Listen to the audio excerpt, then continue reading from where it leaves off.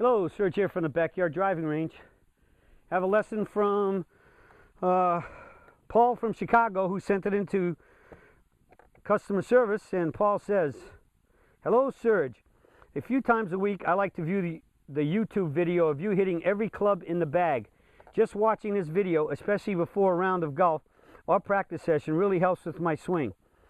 To a devoted PPGS golfer like myself, watching your swing is a thing of beauty, and your rhythm throughout the bag is something to strive for." Well, thank you, Paul. I appreciate those kind words, and I really work hard to get that. And when you talk about a thing of beauty and the rhythm is good, that's because the Peak Performance Golf Swing is a swing of limited angles, right? The fewer angles, the better is rule number one. And when you have fewer angles, everything flows better. It's like the difference between waltzing and rock and rolling. All right, rock and rolling is a great change of angles, and it's very energy consuming, so therefore it's difficult to do very long. Although if you really want to get in shape, it's probably a great thing to do.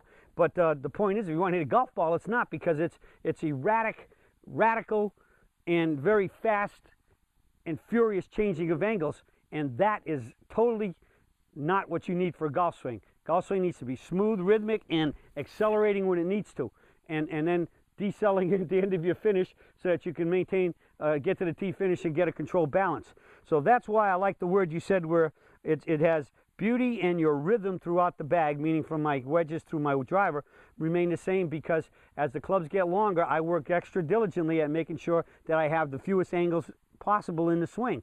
And that's flow. Just think about waltzing versus rock and rolling, okay? So with that on, you're going to say, in the YouTube video, as part of your pre-shot routine, you seem to make a slight adjustment with your hips right before you move the club away to start the backswing. It almost looks as if you are closing the hips very slightly relative to the target line. To me, it looks like you are preloading your hips and are getting into the FAD, forward arm dominant position, at the same time. I've been trying this myself, and it really quiets my lower body and helps produce very crisp contact and solid golf shots. Can you give the Serge Nation more details on what you do during this move? I think it is a valuable key to successfully performing the PPGS. Congratulations, Paul. Very observant. That is a very slight, subtle move, and I guess you have been watching it quite often, probably have slowed it down if it's possible, and have seen what I do, and you caught me. And so the key is, as you ask, what am I doing?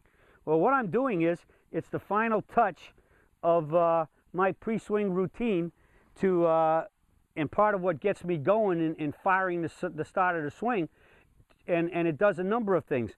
The first one it does is, you are correct. I'm not going to use the term closing, but what I am is I'm squaring up to my aiming line. All right? One of the last things I do is a checkup to make sure that my toes, my knees, my hips, my shoulders, and my eyes are in the same alignment, parallel left, for me being a right-hander, parallel left of my aiming line. We want everything to start in the same position. That way, once I start my turn, what little of it there is, everything is rotating in the proper, shall we say, ratio to each other. In other words, if I started with open hips and very likely open knees, but still had my shoulders square, they're out of sync. They're in what I call the X factor. In other words, the feet are in one direction, and the shoulders might be the same. But if the hips and knees are out, I'm X somewhere, and that means, just like the term goes, when you're X, you're out. All right, and that means you're out of balance, and you're very likely and that is a very power depleting position to be in. All right, and it's going to cause problems with making a consistent up in the mid, up the tree, and when you transition, come down, keep it a very stable plane. It's going to make you very, when anything open, it's highly susceptible. The club is going to come somewhat outside, down and across, which your forward upswing, which means it's outside to in. All right, so we have to be in the same relationship: toes, knees, hips, shoulders, and eyes. Now, why would this be a really good move for everybody? Well, if you stand here, there's basically two ways you can look at the target. You can stand here and you can just roll your head down the line, just like this. So your eyes are just rolling down the line. When I'm wearing my glasses, and right now I'm in the shade. I got, not only is it just not above the house yet, but I got these kind of bushy trees here that's blocking me out. In a few more minutes, I'll probably have to, I would be needing glasses once it starts hitting me, my sunglasses. But I like my sunglasses because when I'm wearing my lenses, I just roll them this way and I can see that I'm rolling them, as compared to a lot of people look at the target doing this. So you walk in, you do your making the H, you get up over the ball, you stand there, and then you look at the target like this. What have I just done? Just look at the bill of my cap. Instead of it rotating this way, like my glasses going this way, it's doing this. So I'm picking up, my whole right side is raising up, and I'm turning to look at the target straight on, with my eyes very close, if not horizontal to the ground, as compared to the eyes rotating under where they're running the line, especially with my back eye, my rear eye, which is my right eye, which is my dominant eye. So just the fact that if you move your head like this, it moves your whole body out of position. Not good. Because once I settle in there, I want to maintain my spine angle, not only in the angle that it's bent over, but in the eventually very close to the angle where it's backwards a little bit. All right, so we got two angles here. I got the forward bending, and then I got the backward bending. All right, so I'm forward into my posture, which gets the hips out and gives me into the athletic ready position, and I want to be behind the ball. But if I do this, what have I just done? You can just see it. Just move my sternum forward. My angle has now changed. My spine angle went from this way to that way. So when I get it back, it's easy to get the spine here, but many times the hips don't go. So what I'm doing at the last second is I'm going to get here, and my mind is running my body. It's running my knees, my hips, and my shoulders. And in many cases, when I get preloaded heavy right, that pulls the shoulders back, but I have to make sure I still turn the hip back. Now, naturally, as I've stated before, the master setup position, which is the FAD, the forward arm dominant with the forward arm higher and the back arm rolled under a little bit, you have to make sure that you don't what? Overdo it and end up setting yourself shut. So again, if I'm standing this way and I'm relatively square, and I get my right arm under, but I let it pull me under, or I overdo the sense of I get preloaded heavy right just by pushing my hips forward, I get too much spine tilt and I'm behind the ball too much, and I can be actually shut now. So my hips can go, if my feet are here, my hips can go like that, and that's no good and then my spine's back. So my mind runs all my lines, the toes, the knees, hips, the shoulders, and even if I move my head properly, I want to make sure at the last minute that I feel my knees and my hips are lining up and my shoulders are lining up over parallel over my toe lines. And so it's just that little subtle little tweak that you see like that, and it helps me get me behind the ball and stay behind, so I have the proper spine angles, bent over properly in the posture and tilted backwards behind the ball, because that's where we have to be if we want to hit the ball relatively straight.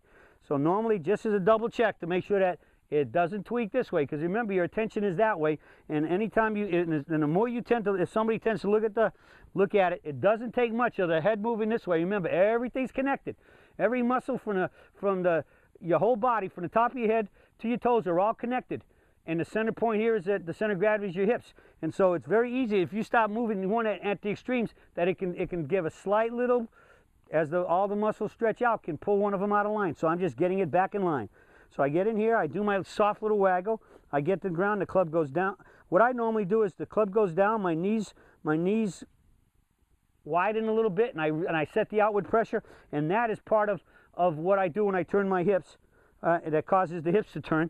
So I got a little waggle, club goes down, knees, and go. All right, so it's really, really, really to make sure that all my lines of my body are parallel left of my aiming line. Key is you got to be comfortable that you don't overdo it, and one of the best things to do is every now and then videotape yourself and check it out, and or if you got a friend with you that knows what's going on, have them check you out and see. But that is the last subtle things that I do that gets me and triggers me to make my swing. Okay, so we'll do it one more time. This is how I trigger my start of my swing, and it's part of my last checkup of technical excellence in my setup, so I can have it in the swing. So once I'm in my setup and I'm here, I've taken my last look, head rolling correctly, I'm getting ready, club goes down, 1, knees go wide, very likely just a tweak of the hip to feel square, and then so it's 1, ready, go, 1, 2, bingo. and get a good hit so you can make more consistent, solid hits, hit more fairways and greens, and shoot those lower scores. All right, that's the Serge on how he tweaks technical excellence into the startup of his swing so he can have it make those technically excellent swings. That's it for today, and I'll be talking to you all again soon.